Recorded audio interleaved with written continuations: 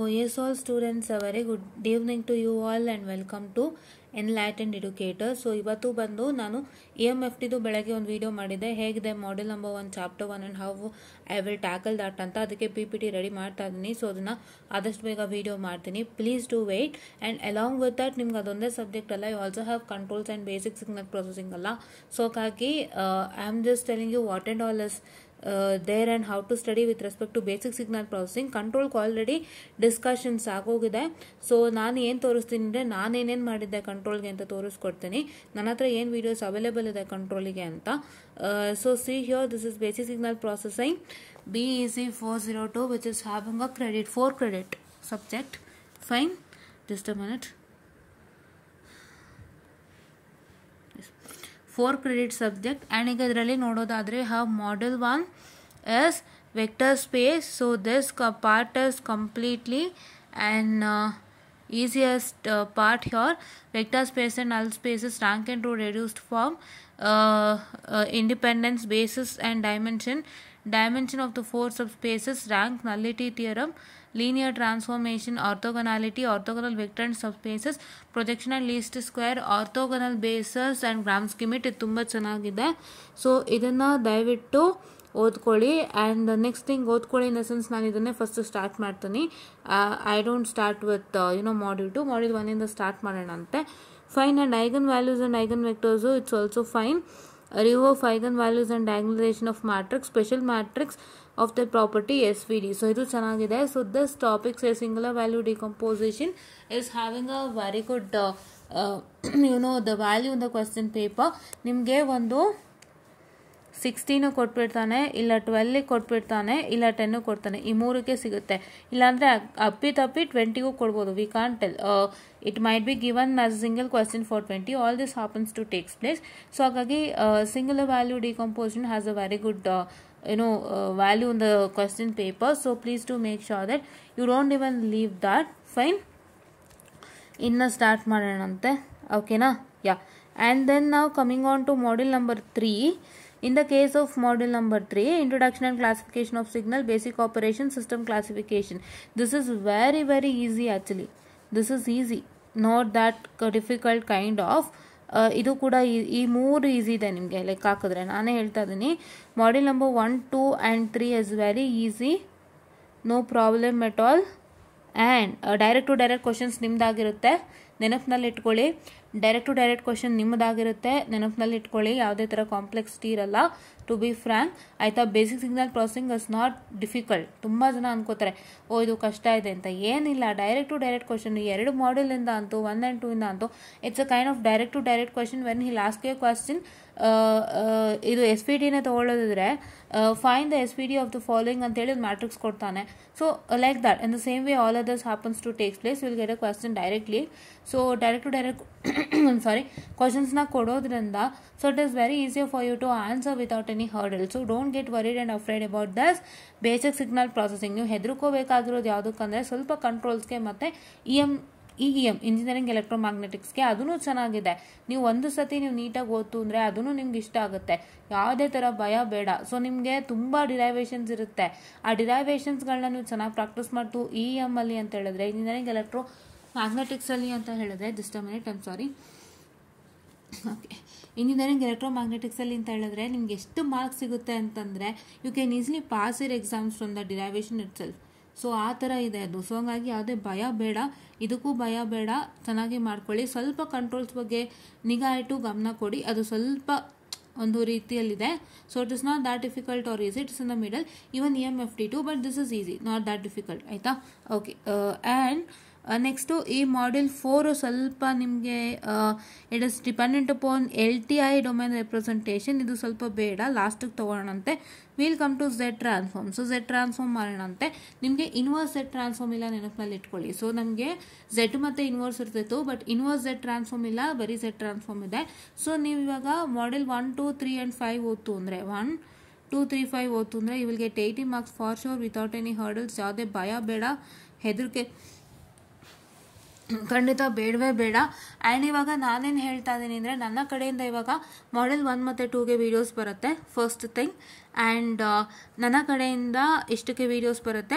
And model number 5ಅಲ್ಲಿ ಏನಾದ್ರು ಬಿಟ್ಟೋಗಿತ್ತು ಅಂದರೆ ಅದನ್ನು ಮಾಡೋಣ ಅಂತೆ. ಸೊ ನಾನು ನಿಮಗೆ ನೆಕ್ಸ್ಟು ಕಂಟ್ರೋಲ್ ಸಿಸ್ಟಮ್ ಒಂದು ಸಲ ಹೇಳ್ಬಿಡೋಣ ಅಂತೆ before moving on to things. Fine, just a minute. ಇದಕ್ಕೇನಾದರೂ ಲ್ಯಾಬ್ ಇದೆಯಾ? IPCC ಲ್ಯಾಬ್ ಇದೆ ಇದಕ್ಕೆ. So you have an IPCC lab. wherein IPCC lab ಅಂತ ಹೇಳಿದ್ರೆ it is just a kind of you need to practice, but you will not be what I can say given for exam like lab exam ತರ ಏನಿರಲ್ಲ. ನಿಮ್ಮ final ಎಕ್ಸಾಮಿಗೆ ಇದರಲ್ಲಿ questions ಬರುತ್ತೆ. IPCCಗಂತೂ final ಎಕ್ಸಾಮಲ್ಲಿ ನಿಮಗೆ questions ಬಂದೇ ಬರುತ್ತೆ based on this programs. Okay, yeah.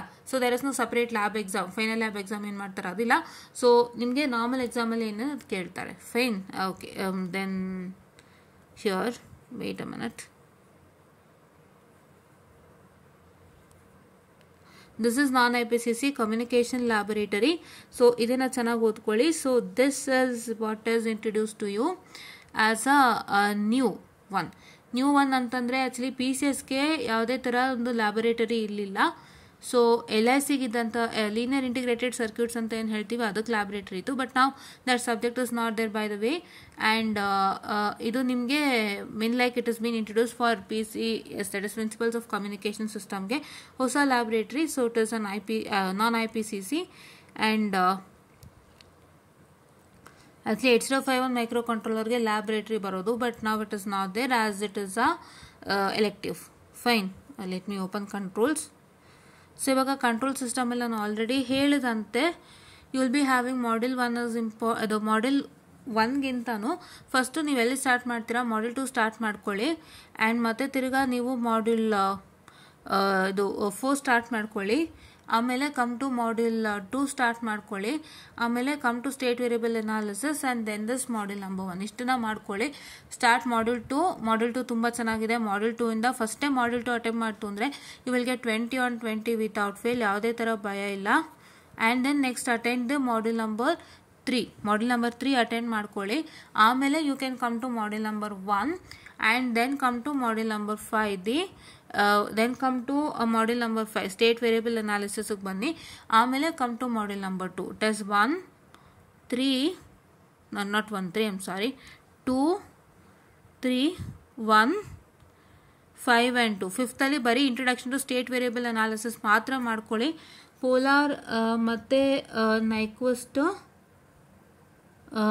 Polar ಮತ್ತು just a minute, I'm sorry for the distraction. Polar ಮತ್ತು ನೈಕ್ವೆಸ್ಟ್ ಪ್ಲಾಟ್ ಏನಿದೆ ಅದು ಸ್ವಲ್ಪ ಪ್ರಾಬ್ಲಮ್ ಇದೆ. ಅದನ್ನು ಬಿಟ್ಟು you can just study with respect to introduction to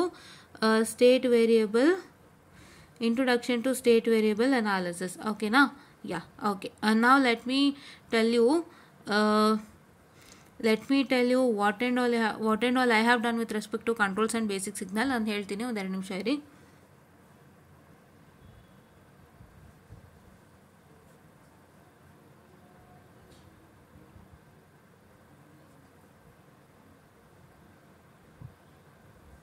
Yes, so please wait. I have got a distraction out here.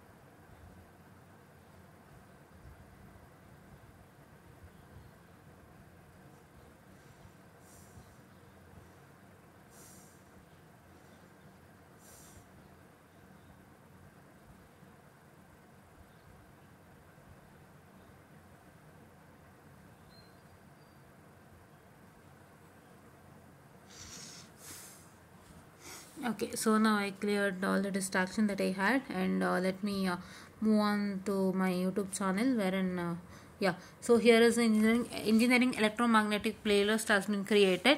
So please to make sure that you just check it out of the playlist. Okay, playlist in update ಆಗುತ್ತೆ ನೋಡ್ಕೊಳ್ಳಿ. ನೀವು ಆದಷ್ಟು notification on ಮಾಡಿಟ್ಕೊಳ್ಳಿ, all notifications, so that you get everything fine wherever you are, right? And if I come to basic signal processing here, it is 43 videos. So introduction to signals and system, classification of signal, module 3 complete ಆಗಿದೆ ಇಲ್ಲಿ. Which one? I'm sorry, please wait guys.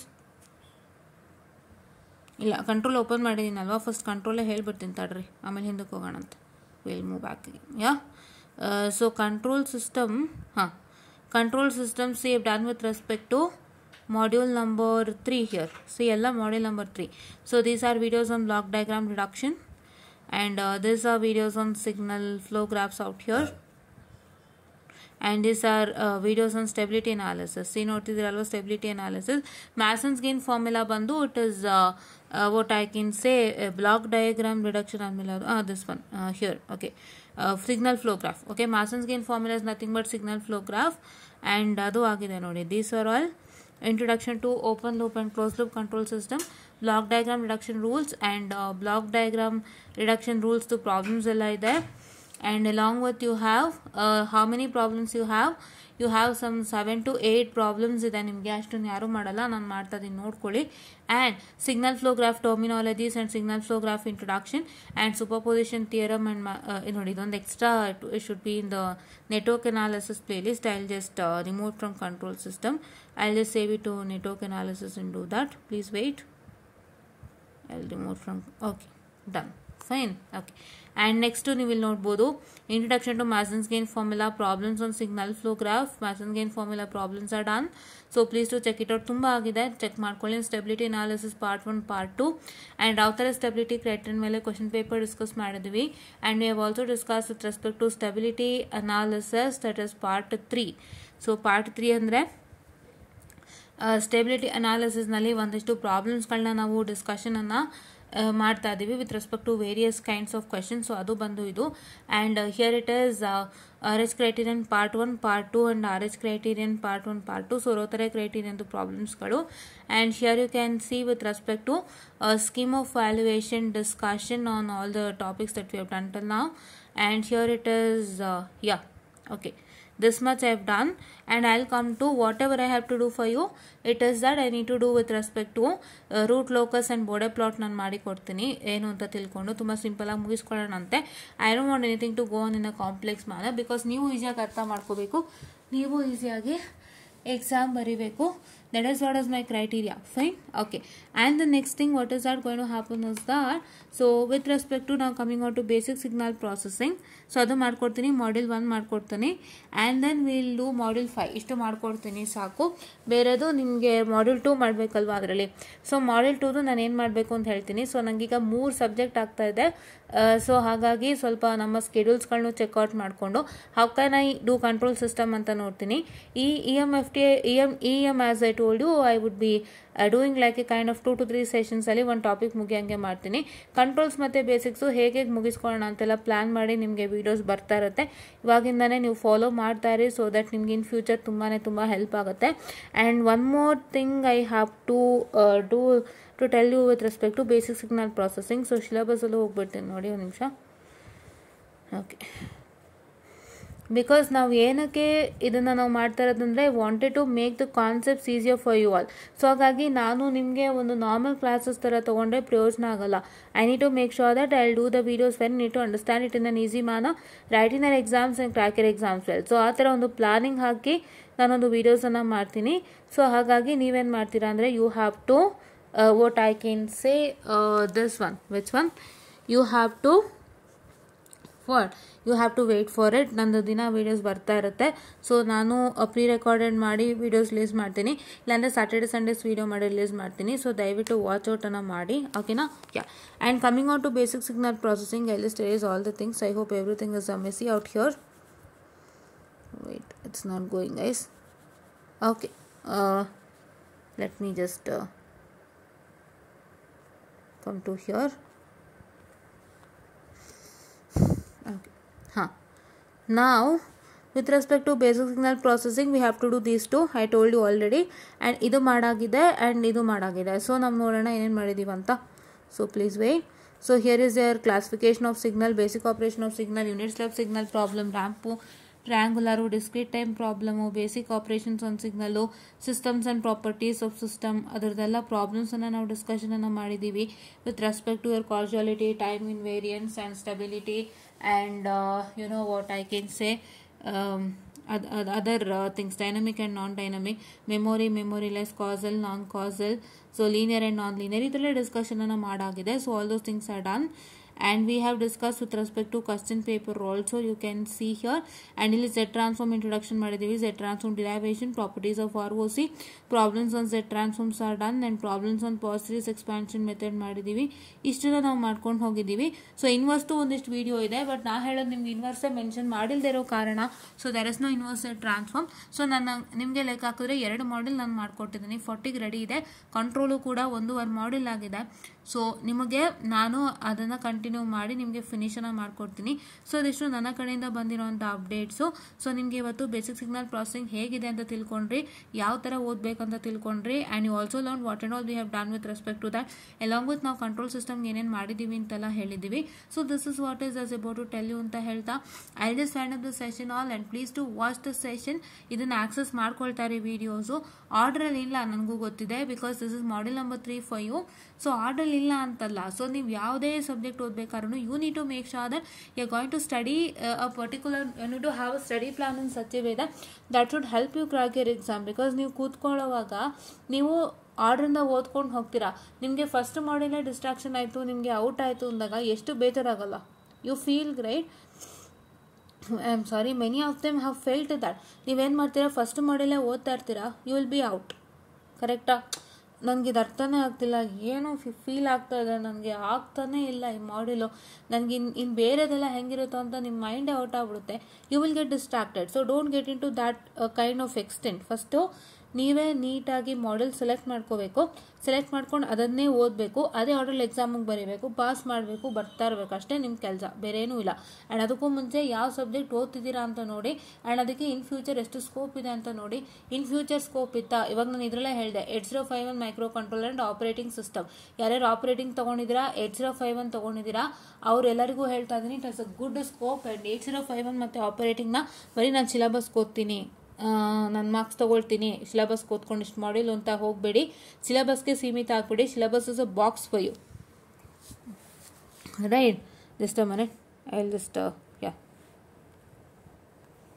Syllabus is a box, ಆಯಿತಾ? Syllabus ಒಂದು box. ದಯವಿಟ್ಟು box ಒಳಗೆ ಕೂತ್ಕೋಬೇಡಿ. Don't get into the box of syllabus. Study more and more. Learn the concepts more and more. Get out of this box so that you can easily crack your interviews. ಆಯಿತಾ? So ಇದು ನಿಮ್ಮ matter. So ನಿಮಗೆ ಏನು ಅಂತ ಹೇಳಿದ್ರೆ, as an E&C student, don't get into a belief that you are attending only computer science in a software company interviews. ಇಲ್ಲ, ನಿಮ್ಮ ಕಂಪನಿದು ಬರುತ್ತೆ, ನಿಮ್ಮ ಕಂಪನೀಸ್ ಇಂಟರ್ವ್ಯೂಗೂ ಹೋಗ್ತೀರಾ. You will also get into E&C companies interview also. So ಆವಾಗ ನೀವು ಪರದಾಡೋಕ್ಕಿಂತ ಇವಾಗಿಂದನೇ ನಿಮ್ಗೆ ಇದ್ರ ಐಡಿಯಾಲಜಿ ಅರಿವನ್ನು ಕೊಡ್ತಾ ಹೋದರೆ ಸೊ ನಿಮಗೂ ಗೊತ್ತಾಗುತ್ತೆ. ಸೊ ಆ ಸಬ್ಜೆಕ್ಟ್ ಮಾಡಬೇಕಾದ್ರೇ ನಿಮಗೆ ಇದು ಇಂಟರ್ವ್ಯೂಗೆ ತುಂಬ ಹೆಲ್ಪ್ ಆಗುತ್ತೆ ಇನ್ ಫ್ಯೂಚರು. ಇದರಲ್ಲಿ ಕ್ವಶನ್ಸ್ ಕೇಳ್ತಾನೆ, ಏನು ಥರ ಕೇಳ್ತಾನೆ ಅಂತ ನಿಮ್ಗೆ ಅಲ್ಲಿದಲ್ಲೇ ಹೇಳ್ತಾ ಹೋದರೆ ನಿಮಗೆ E&C ಸಬ್ಜೆಕ್ಟ್ಸು ಬರ್ಡನ್ ಇರೋದಿಲ್ಲ. You can just move on with other computer courses whichever you want to study and you can just attend both without fail in neat manner. So ಹಾಗಾಗಿ ನಾನು ಇವಾಗಿಂದ ಹೇಳ್ತಾ ಇದ್ದೀನಿ, move out of this box and learn more and more things with respect to 8051 micro controller and operating system. ಆಯಿತಾ? So ಇದ್ರ ಬಗ್ಗೆನೂ ನಾನು ಅಪ್ಡೇಟ್ಸನ್ನು ಕೊಡ್ತಾ ಇರ್ತೀನಿ ಫ್ರೀ ಆದಾಗಲ್ಲ. ಸೊ ಯಾವ್ಯಾವುದು ಏನೇನು ಓದಬೇಕು ಅಂತ ಹೇಳಿ. ಆಯಿತಾ? Okay. And coming on to your 3rd semester subject. So ನಿಮ್ಮ 3rd ಸೆಮಿಸ್ಟರ್ ಸಬ್ಜೆಕ್ಟ್ಸ್ನಲ್ಲಿ ಸೊ ನಿಮಗೆ ಐ ವಿಲ್ ಟೆಲ್ ಯು ಅದರಲ್ಲೂ ಯಾವ ಪ್ಲೇಸ್ಮೆಂಟ್ಸ್ಗೆ ಇಂಪಾರ್ಟೆಂಟ್ ಅಂತ, ಅದನ್ನು ಮರಿಬೇಡಿ, ನೆನಪಿನಲ್ಲಿ ಇಟ್ಕೊಳ್ಳಿ. ಒಂದು ನಿಮಿಷ, I will just move back, wait a minute.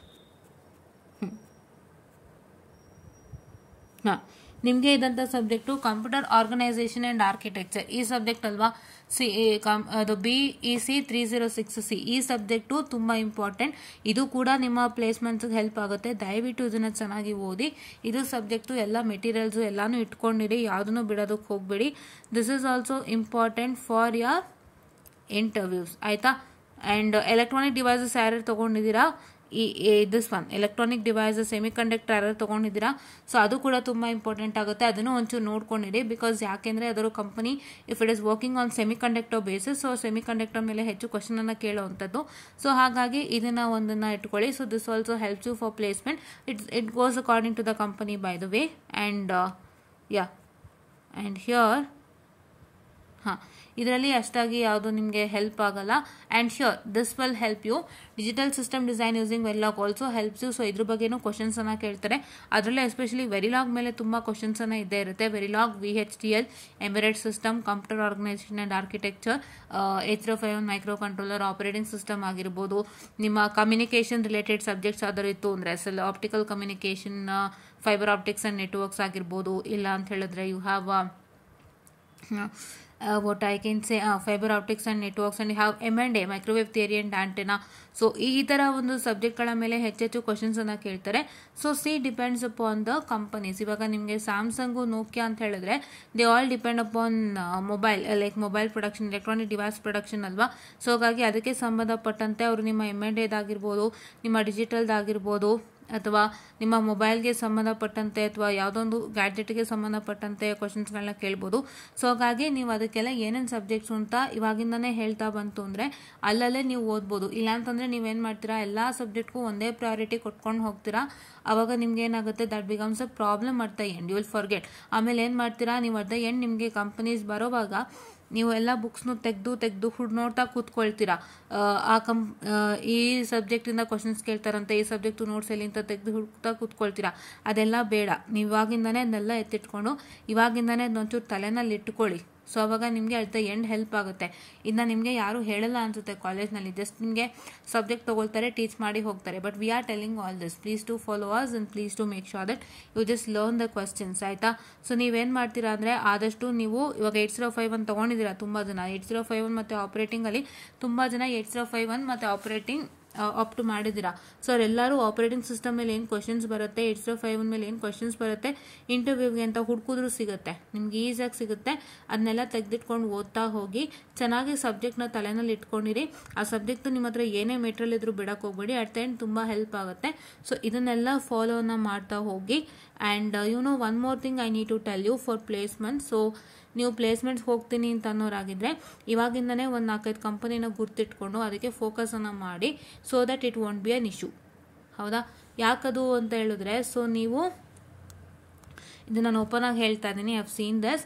So ಮೂಮೆಂಟಲ್ಲಿ ನಿಮ್ಗೆ ಏನಾಗುತ್ತೆ ಅಂದರೆ ಎಷ್ಟೋ ಕಂಪ್ನಿಗಳು ಬರ್ತಿರ್ತಾರೆ. ಸುಮ್ಮನೆ ಹುಚ್ಚ ಬಟ್ಟೆ ಯಾವ ಕಂಪ್ನಿ ಬರ್ತಾ ಇರುತ್ತೆ ಅಪ್ಲೈ ಮಾಡ್ತಾ ಹೋಗ್ತೀರಾ. ಯಾವುದೋ ಕಂಪ್ನಿ ಬರುತ್ತೆ, ನಿಮ್ಮ ಕಾಲೇಜಿಂದ ಹೇಳ್ತಾರೆ, ತಕ್ಷಣ ಹೋಗ್ಬಿಡ್ತೀರಾ, ಅದಲ್ಲ. ಸೊ ನೀವೊಂದು 5 ಕಂಪ್ನಿ ಟಾರ್ಗೆಟ್ ಆಗಿ ಇಟ್ಕೊಳ್ಳಿ. Please to have a target of 5 companies. And if you have a target of 5 companies, ಆ 5 ಕಂಪನೀಸಲ್ಲಿ ಹೇಗೆ ಕ್ವಶನ್ಸ್ ಕೇಳ್ತಾರೆ, ಏನು ವರ್ಕೌಟ್ ಮಾಡಬೇಕು ಅಂತ ಮಾಡಿಕೊಂಡು ಅದನ್ನು ನೀವು ಚೆನ್ನಾಗಿ ಅಟೆಂಡನ್ನು ಮಾಡಿ. ಆ 5 ಕಂಪನೀಸ್ ನೀವು ಅಟೆಂಡನ್ನು ಮಾಡ್ತು ಅಂದರೆ ನಿಮಗೆ ತುಂಬ ಅಂದರೆ ತುಂಬ ಹೆಲ್ಪ್ ಆಗುತ್ತೆ. ನಿಮ್ಮ ಕಾಲೇಜಲ್ಲಿ ಎಲ್ಲ ಕಂಪ್ನಿಗೂ ಅಟೆಂಡ್ ಮಾಡೋಕ್ಕೆ ಅವಕಾಶ ಕೊಡ್ತಾರೆ, ಅದಿಲ್ಲ ಅಂತಲ್ಲ. ಬಟ್ ಅಂದರೂ if you want to get placed, so need to have target of 5 companies. ಅದು ನೆನಪಿನಲ್ಲಿರಲಿ, ಯಾವತ್ತಿಗೂ ಅದು ನಿಮ್ಮ ನೆನಪಿನಲ್ಲಿರಬೇಕು. ಬಿಕಾಸ್ ನೀವೆಲ್ಲ ಕಂಪ್ನಿಗೂ ಅಪ್ಲೈ ಮಾಡುವಾಗ ನೀವು ಸುಮ್ಮನೆ ಬ್ಲೈಂಡಾಗಿ ಓದ್ಕೊಂಡು ಆ ಕಂಪ್ನಿಗೆ ಏನು ಬೇಕೋ ಅದನ್ನ ಓದ್ಕೊಂಡು ಬ್ಲೈಂಡಾಗಿ ನೋಡಿಕೊಂಡು ನಿಮ್ಮ ರೆಸ್ಯೂಮೆ ರೆಡಿ ಮಾಡ್ಕೊಂಡು ಹೋಗಿರ್ತೀರಾ. ಬಟ್ ಒಂದೇನಾಗುತ್ತೆ ಅಂತ ಹೇಳಿದ್ರೆ ನಿಮಗೆ ಒಂದೇನಾಗುತ್ತೆ ಅಂತ ಹೇಳಿದ್ರೆ ನೀವು ಈ 5 ಕಂಪನಿಗೆ ಚೆನ್ನಾಗಿ ಫೋಕಸ್ನ ಮಾಡುವಾಗ, ಸೊ ನೀವು ಆ 5 ಕಂಪ್ನಿಗೆ ಏನೇನು ಬೇಕೋ ಅನ್ನೋ ಚೆನ್ನಾಗಿ ಓದಿರ್ತೀರಾ, ಕರೆಕ್ಟಾಗಿ ಇಂಟರ್ವ್ಯೂ ಅಟೆಂಡ್ ಮಾಡ್ತೀರಾ, ಕೆಲಸ ತಗೋತೀರಾ, ಯಾವುದೇ ಥರ ಭಯ ಇರಲ್ಲ. ಹೌದಾ? ಸೊ ಹಾಗಾಗಿ ಆ 5 ಕಂಪನಿಗೆ ಫೋಕಸ್ ಮಾಡಿ. ಆ್ಯಂಡ್ ಆ 5 ಕಂಪನಿಯಲ್ಲಿ ನಿಮ್ಮ ಕಂಪನೀಸು ಇಟ್ಕೊಳ್ಳಿ. E&Cದು ದಯವಿಟ್ಟು ಕಂಪ್ಯೂಟರ್ ಸೈನ್ಸ್ದೆ ಅಂತ ಯೋಚನೆ ಮಾಡೋಕ್ಕೆ ಹೋಗ್ಬೇಡಿ. IT ಫೀಲ್ಡ್ ಹೇಗಿದೆ ಅಂತ ಎಲ್ಲರಿಗೂ ಗೊತ್ತು. There is lot of recession going on now. So already 64,000 ಏನೋ ರೆಸಿಷನ್ ಆಗಿದೆಯಂತೆ all over India from TCS and Wipro and other company. So ಹಾಗಾಗಿ I just suggest you to even look into your E&C core companies, so that ತುಂಬ help ಆಗುತ್ತೆ. ಅಲ್ಲ ಸಮಸ್ಯೆ ಆಗಲ್ಲ, ನೀವು ಈಸಿಯಾಗಿ ವರ್ಕೌಟ್ ಮಾಡ್ಬೋದು. So please to have a look at it and please to have a idea on what subject you are studying and ಅದು ಎಷ್ಟು ಇಂಪಾರ್ಟೆಂಟ್ ನಿಮ್ಮ ಫ್ಯೂಚರ್ಗೆ ಅಂತ.